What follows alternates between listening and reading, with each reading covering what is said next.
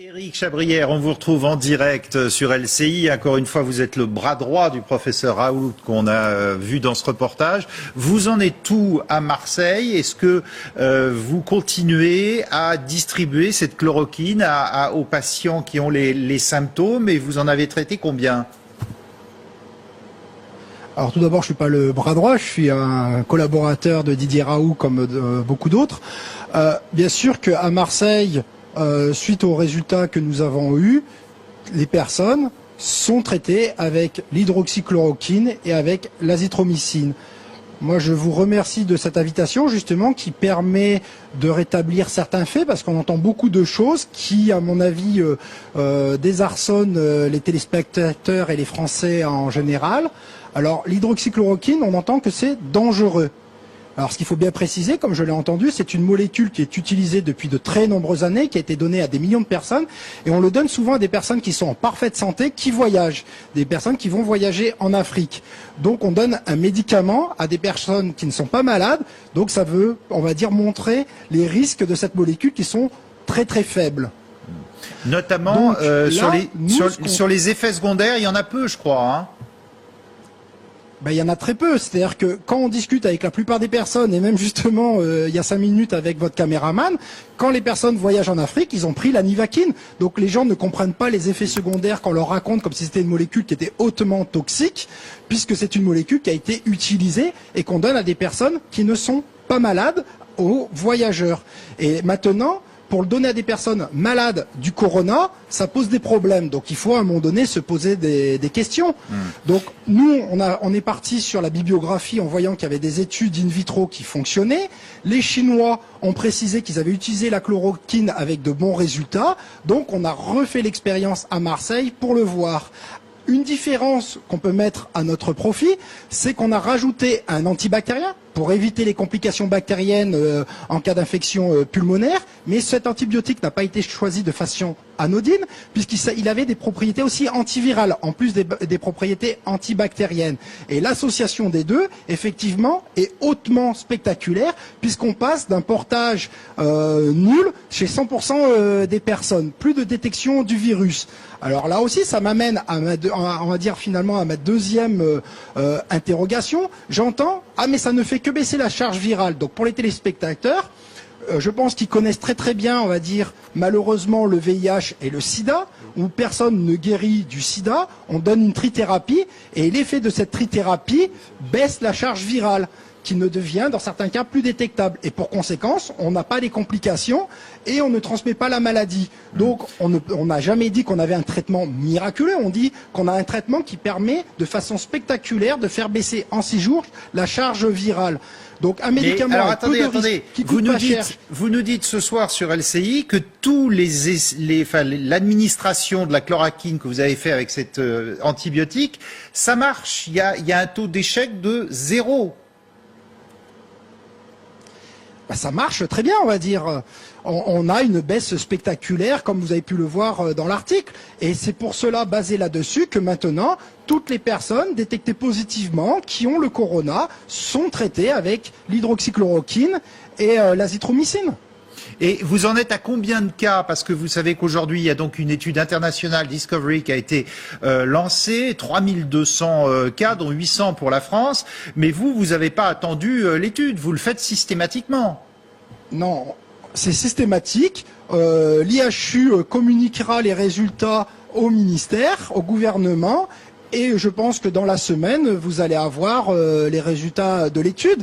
Mais à un moment donné, j'entends que nous sommes en temps de guerre, qu'on a un ennemi, ce virus, mais il faut agir, il faut faire vite. Donc moi, je n'arrive pas à comprendre les tergiversations qu'il y a pour une molécule qui est une des plus connues au monde, avec des effets secondaires, mais vraiment très faibles, puisque, comme je vous le répète, on le donne à des gens en bonne santé, donc c'est pas pour les rendre malades, et que maintenant, on a une levée de bouclier. Alors je suis d'accord, on n'est pas dans les systèmes classiques où on a le temps de mise en conformité des médicaments, mais voilà, on a quelque chose avec peu de danger et avec une efficacité drastique. Mais alors, est-ce que vous comprenez quand même certains spécialistes Pardon, et le ministre de la Santé qui dit oui, ça m'intéresse beaucoup, mais pour l'instant, il n'y a que 24 cas officiels, il n'y a pas eu d'essai placebo en parallèle, et on doit suivre un chemin expérimental précis. Mais on a eu des personnes qui n'ont pas été traitées. Dans notre étude, il y a des témoins entre guillemets négatifs qui ne sont pas traités. Donc déjà, c'est pas entre guillemets les critères les plus drastiques des études cliniques classiques, mais c'est quand même des résultats qui sont scientifiquement valides. Et en gros, la statistique, c'est comme si à un moment donné, vous regardez quelqu'un qui est guillotiné et on regarde s'il est mort et qu'il faudrait recommencer. On passe, on va dire, avec 100%. On va dire, on n'a pas besoin d'analyse statistique là-dessus. Après, bien sûr qu'il faut continuer, mais justement, plutôt que de rentrer dans des polémiques, il faut continuer à tester avec un médicament qui ne représente pas de risque. Moi, on va dire ce que je veux dire aussi, c'est que le professeur Raoult est une star internationale des maladies infectieuses. Les collègues avec qui je suis sont les meilleurs spécialistes mondiaux sur les maladies infectieuses.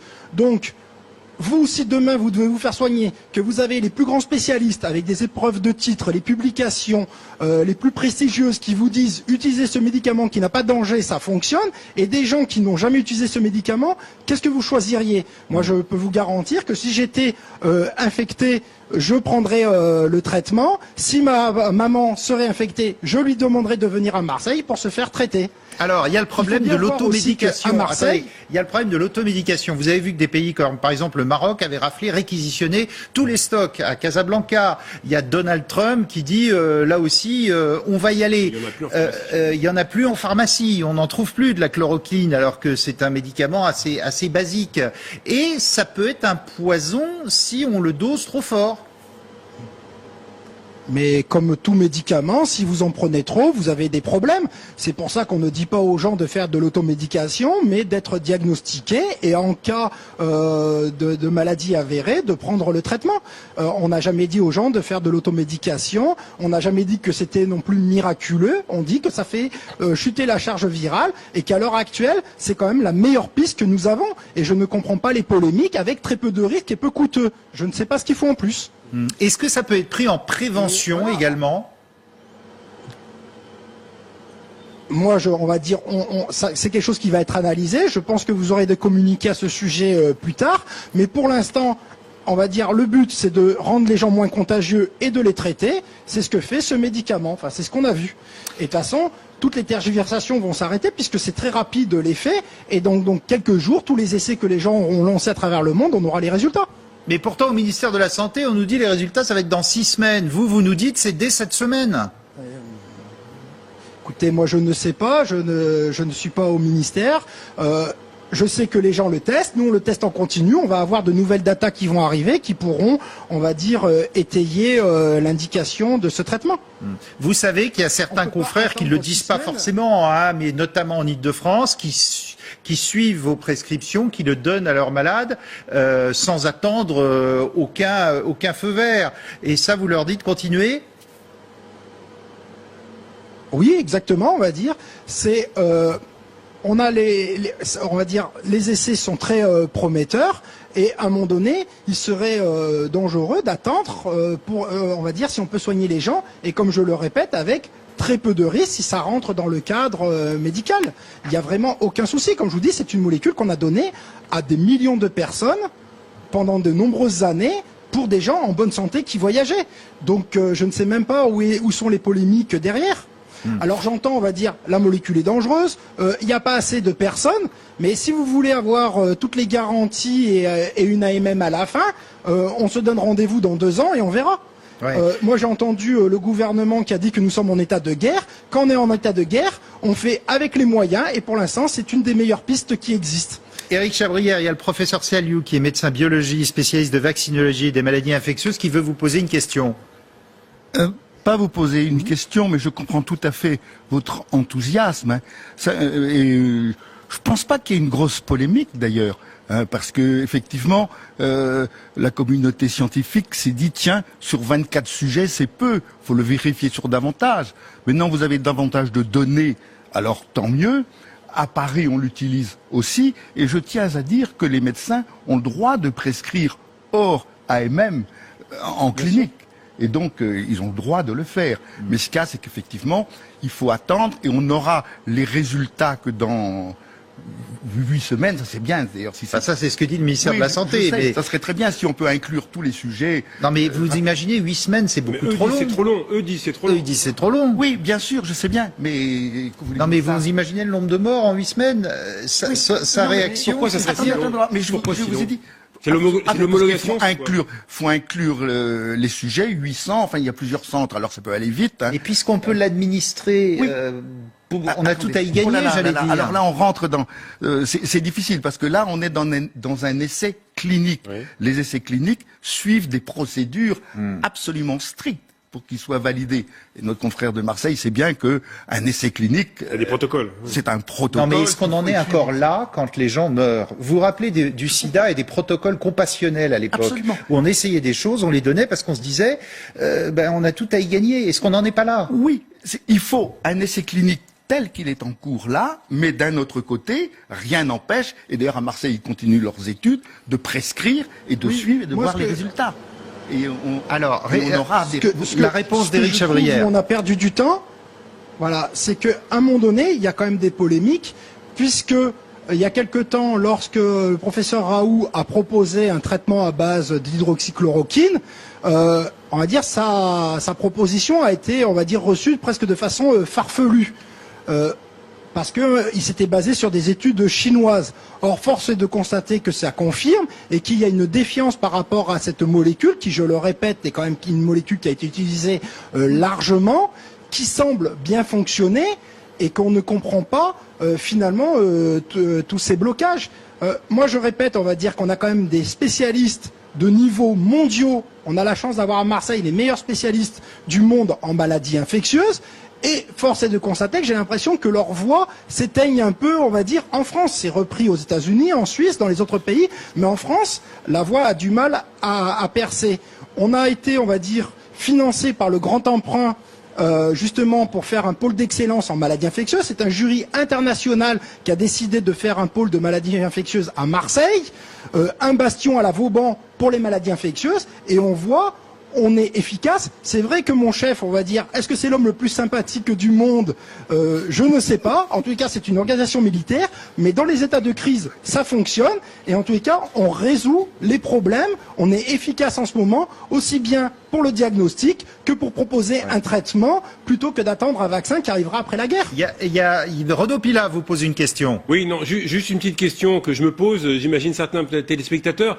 Pourquoi ces freins, ces réactions au début? Est-ce que c'est par rapport à la molécule, le doute, ou alors c'est plus des rivalités entre grandes villes, grands centres, entre barons de la médecine? Quand on connaît pas, quand on n'est pas dans ce milieu-là, on comprend pas. Comment expliquer ces freins et ces rivalités? Je pense qu'on rentrera dans les polémiques après la crise. Là, ce n'est pas l'heure. Je pense que il faut travailler et trouver les solutions. On a besoin de toutes les forces actuellement pour résoudre les problèmes. Et après, on analysera, on va dire pourquoi, sur quoi on aura pu gagner du temps. Et j'espère que le bénéfice, on va dire, de cette crise, c'est de trouver des solutions plus optimales dans le futur.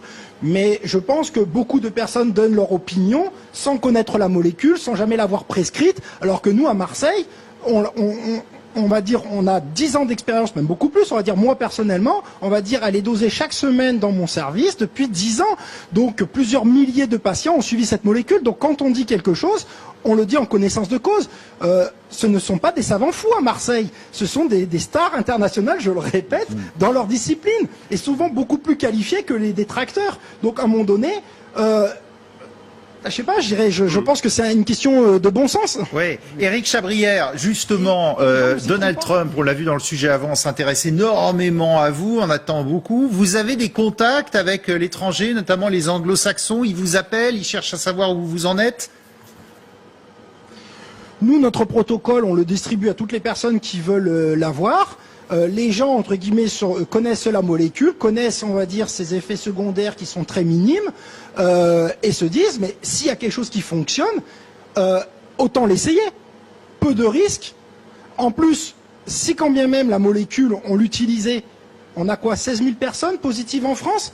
c'est pas, on va dire, on le donne plus aux voyageurs. Enfin, à un moment donné, on est en train d'avoir des angoisses sur des choses que je ne comprends pas.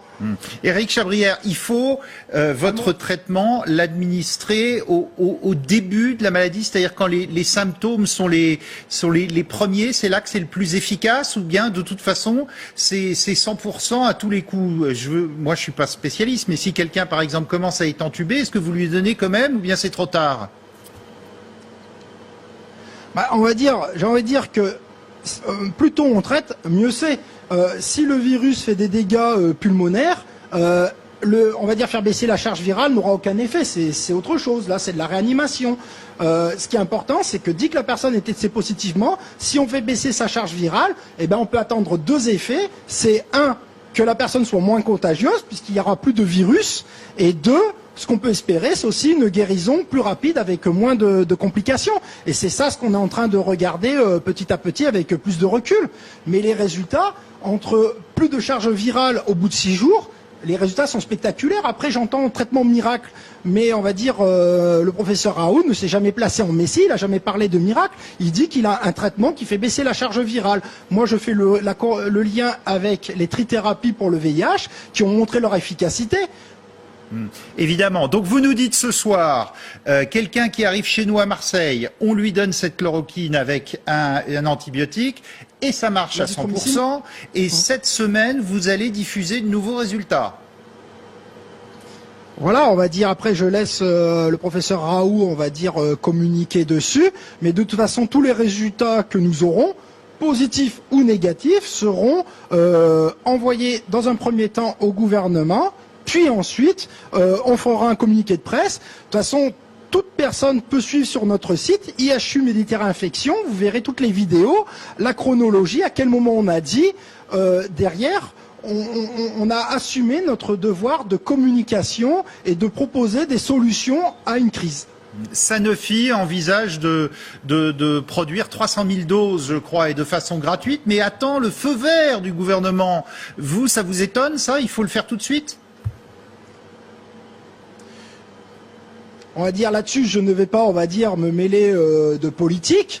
J'ai envie de dire, on a un traitement, autant, on va dire, le donner aux gens qui sont, en tout cas, c'est ce qu'on fait à Marseille. Donc moi, ce que je peux que vous conseiller, c'est d'imiter ce qu'on fait à Marseille. Et comme je vous dis, nous ne sommes pas des savants fous. Il y a parmi mes collègues les plus éminents spécialistes des maladies infectieuses. Le professeur Raoult, qui est vraiment une sommité internationale rare. J'ai envie de dire, regardez la personne qui est la plus compétente dans ce domaine, qui connaît le mieux la chloroquine et à qui il faut faire confiance. Je pense que la réponse est claire. Éric Chabrière, interview exclusive sur LCI, professeur à l'Institut des maladies infectieuses de Marseille et qui travaille avec le professeur Raoult qui a mis au point ce traitement à la chloroquine contre ce coronavirus qui suscite un immense espoir dans le monde entier.